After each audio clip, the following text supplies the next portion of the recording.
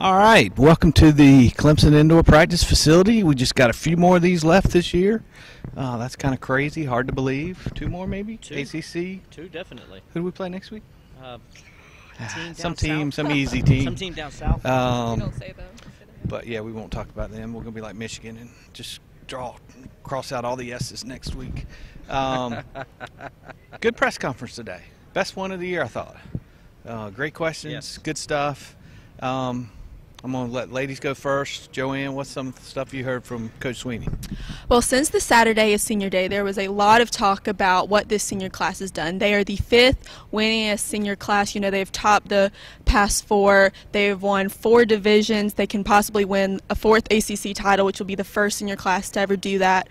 This weekend, there is a lot of records that can be set. But one thing that stuck out to me was Dabo didn't really focus on that. He focused on that this senior class, the most important thing to them is what they leave behind. I mean, you can really just tell that because anytime you ask these players, what is the attitude of this team, they say that they are just a close team. And it is because of the leadership that they have on this team. And like earlier in the year when we would talk to the players, the younger players, they would talk about, you know, this senior has helped me with this, or this senior has showed me this. So what is really important to them is like what they leave behind to the younger guys, because they know that that is what is to come. And so they want to leave behind a legacy, so they really care about, you know, what they're leaving behind to these younger guys. Well, and I tell you what, as you said, Joanne, for the last 5 years, each senior class has beaten what the last one has done. It's beating the record, yeah. It's going to be hard to beat what this class has done. Yeah. Losing one road game in 4 years, one home game in 4 years. I mean, I know we're playing great and best is standard and best is yet to come, but that's going to be hard to beat. Will, what's some of the stuff you heard today? Well, you know, as you know, the military heritage for Clemson kind of goes back deep in my family with my stepfather, and you know what this university meant to him, and as a former cadet and World War II vet, and so this week is always pretty big for me in the sense I think about him and all that stuff. So you know, I always ask Dabo every year about the military.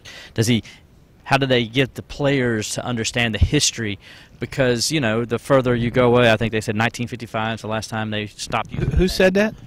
Tim Verrey, George Bennett did, I think. The last time they stopped using, you know, Clemson A&M.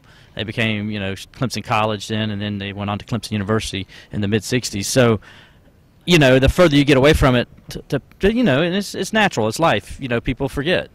And so it's good that Dabo brings up every year why this day is so important to Clemson and to Clemson people. And, you know, it's just not a game where they come down in purple and everybody's like, yay, it's fun. It's actually, there's something there. You know, as Garrett Williams was telling us earlier, how cool was it that, you know, the entire 1942 senior class volunteered for World War II. You know, that's something that you can't imagine that happening now, you know, where young people would put their lives on the line like that. And a lot of guys did lose their lives in that war from Clemson. And so that's what it's all about. And it was good for me to hear Garrett Williams say the things he did. Mylan Richard talked to me individually, and we talked about it and the stuff he said about it, and that they understand what this day is going to be about Saturday. It's not just about a football game. It's not about wearing the purple uniforms. It's about the military history and those people that gave their lives and why it's called Memorial Stadium. Yeah, and we did get to talk to Garrett Williams today, and he was actually one of the hot topics today. Dabo talked a little bit about why he's running down the hill this year, the fact that he's considering not coming back next year, going ahead and joining the military, wants to be a Marine.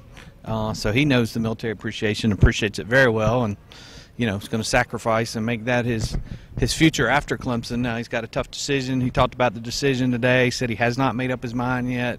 He appreciates Dabo letting him go down the hill with the seniors this week in case he makes that decision later, but said that kind of took the pressure off. He doesn't have to make a decision right now.